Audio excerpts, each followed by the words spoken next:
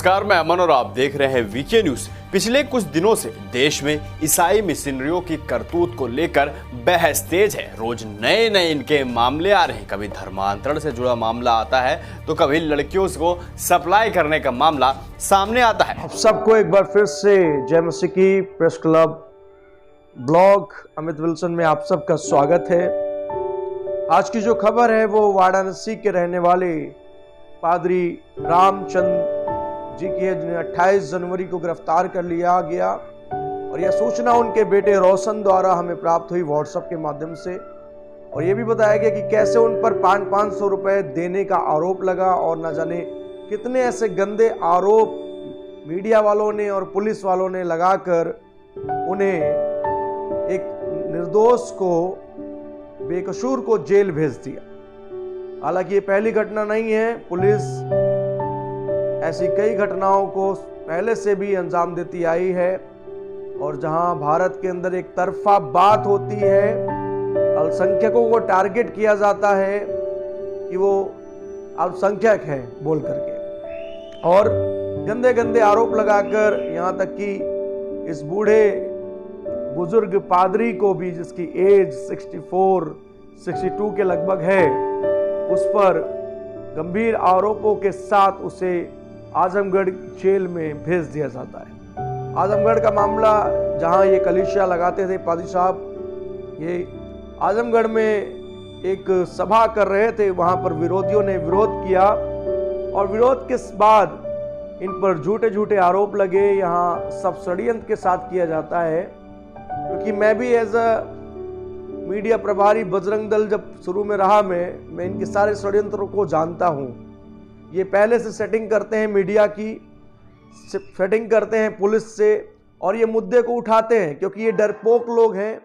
ये जो बिना सेटिंग के मीडिया और पुलिस के बिना किसी काम को नहीं कर सकते। बजरंग दल का इतिहास रहा है, ये षड्यंत्र के साथ काम करते हैं, क्योंकि इनके आका नागपुर में बैठे हैं और अपने आका नागपुर वालों से ये सलाह मशवरा और तमाम कूटनीति बनाने के बाद ही ये ईसाई समुदाय और मुस्लिम समुदायों को टारगेट करते हैं। मेरे प्रियो, मैं कहना चाहता हूं कि आज की सुबह आपका दान बेशक इस पादरी को बाहर निकाल सकता है, आपका योगदान निकाल सकता है, लेकिन उससे कोई फायदा नहीं है।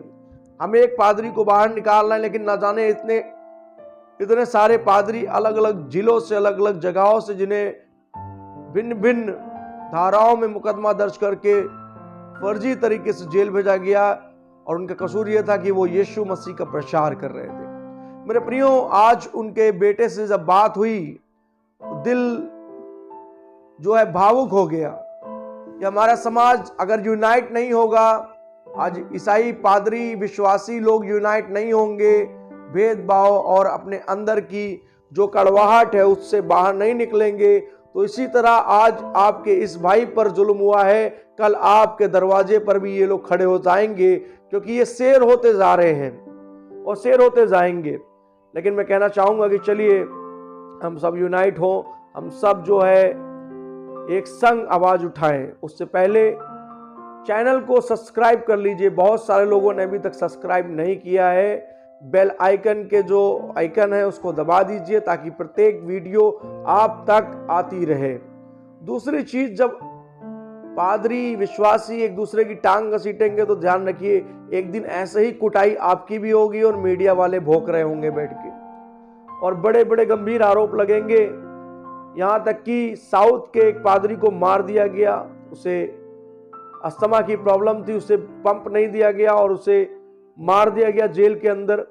मेरे प्रियो, ऐसे जुल्म जो है अगर आज इस भाई पर हो रहा है, जिसका नाम रामचंद्र है, वाराणसी से है, और सेवकाई की बात करें तो सेवकाई इनकी वाराणसी के बाद दूसरी इनकी सेवकाई जो है आजमगढ़ में होती है।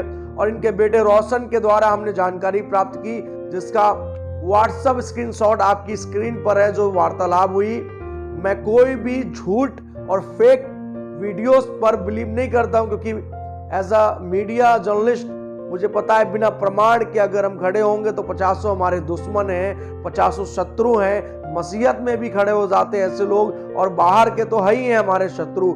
इसलिए हम बड़े शत्रुओं के बीच में दाऊद की मानिक सेवकाई कर रहे हैं, बड़े विरोधों के साथ चारों तरफ से जो है हमारे विरोध में है। हालांकि मैं चाहूंगा कि हम इस मसीह हैं, हमारे बेशक विरोधी बहुत हैं, लेकिन हमारे पक्ष में परमेश्वर आसमान का खड़ा है जिसका नाम यहोवा है। और बाइबल कहती है परमेश्वर आपकी ओर है तो आपका विरोधी कौन हो सकता है। मेरे प्रियो, आज यूनाइट हो, आज एक साथ हाथ बढ़ाएं।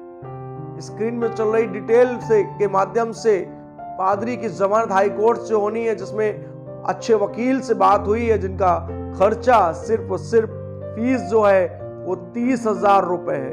यदि कोई भाई 30,000 रुपए फीस वकील की देना चाहता है वो बेशक कर सकता है। यदि कोई एक साथ नहीं दे सकता, वो भी मिडिल फैमिली से आता है, तो 1,000 रुपए 2,000 रुपए के माध्यम से योगदान से भाई रोशन, जिनके पिता जेल में हैं, उनकी आप सब मदद कर सकते हैं। रोशन अगर इस वीडियो को देख रहे हैं तो प्लीज आप अपने शहर के प्रत्येक जगहों पर शेयर करें, यूट्यूब के माध्यम से, व्हाट्सएप के माध्यम से, लिंक के माध्यम से आप इस संदेश को शेयर करें, क्योंकि हम जो मसीह हैं यूनाइट होने की जरूरत है। आज मेरे प्रियो, दान देने के साथ साथ निर्णय लीजिए कि आज के बाद आप किसी भी मसीह भाई की टांग नहीं खींचेंगे, बल्कि उसे समर्थन देंगे, क्योंकि वो मसीही है।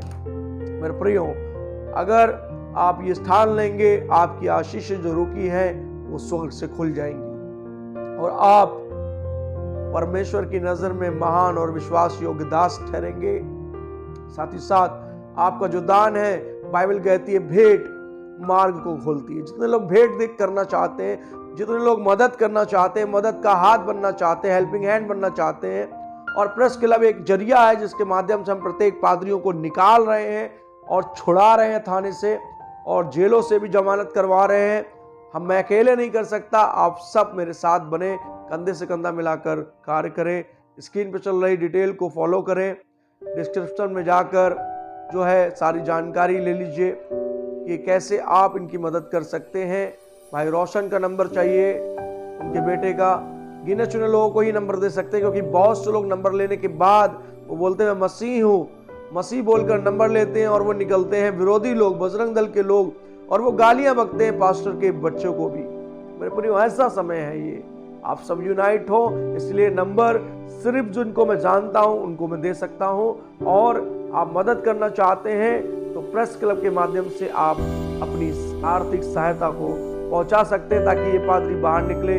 संपूर्ण खबर को देखें। जय मसीह की, जय हिंद, जय संविधान। वाले रामचंद्र को पुलिस ने मंगलवार को गिरफ्तार किया, और ऐसा गिरफ्तार किया कि उसके आसपास के लोग कांप गए। जी हां, रामचंद्र पर महिलाओं को भड़काने और उन्हें ईसाई समाज की पुस्तकें बांटने का आरोप है। प्रभारी निरीक्षक ने बताया है कि आरोपी व्यक्ति के खिलाफ धारा 273, 21, 298/504 के तहत एफआईआर दर्ज कर ली गई है। इसके साथ ही इस गिरोह में शामिल दूसरे लोगों की तलाश की जा रही है। पुलिस ने बताया कि अभी तक कितने लोगों का धर्म परिवर्तन कराया जा चुका है, इसकी जांच की जा रही है। प्रभारी निरीक्षक ब्रह्मदीन पांडे ने बताया, सराय मंदराज गांव के निवासी जित्तू सोनकर के शिकायत के आधार पर पुलिस ने आरोपी को गिरफ्तार कर लिया है। वह पिछले कई महीने से गरीब परिवार के सदस्यों पर धर्म बदलने का दबाव बना रहा था। रिपोर्ट्स के मुताबिक आरोपी रामचंद्र गरीब और दलित महिलाओं को अपनाकर निशाना बनाता था। वह महिलाओं को 500 रुपए का लालच देकर उन्हें हिंदू देवी देवताओं को गाली देने के लिए कहता था। मतलब आप इनकी मानसिकता देख सकते हैं कि बिल्कुल कट्टरवाद वाली ही मानसिकता है, और हिंदू धर्म से इतनी नफरत है कि ये उनको महिलाओं को पैसे देकर गाली देने के लिए बोलते हैं। साथ ही महिलाओं से कहता था कि अगर तुम ईसाई धर्म स्वीकार कर लोगी तो यीशु तुम लोगों को दरिद्रता दूर करेंगे, मतलब उनके जितने भी कष्ट हैं वो सारे दूर हो जाएंगे। बता दें कि पिछले साल दिसंबर में आजमगढ़ में ईसाई धर्मांतरण करने में लिप्त 3 लोगों को गिरफ्तार किया गया था। दीदारगंज के डी कतोली गांव में ईसाई धर्मांतरण करने के लिए 3 लोग पहुंचे थे, जिन्हें सूचना मिलते ही पुलिस ने गिरफ्तार कर लिया था। स्थानीय भाजपा नेता अशोक यादव ने इस मामले में थाने में शिकायत दी थी, जिसके आधार पर मुकदमा दर्ज कर कार्रवाई की गई थी और सभी को दबोचा गया था। और एक बार फिर से ये मामला सामने आया, जिसमें पुलिस भी काफी सख्त हो गई है और पुलिस ने भी इसको घर से उठा लिया है। अब आपकी क्या राय है इस पूरी खबर को लेकर, हमें कमेंट सेक्शन में कमेंट करके जरूर बताइए, और ऐसी तमाम बड़ी खबरों को देखने के लिए देखते रहे वीके न्यूज़।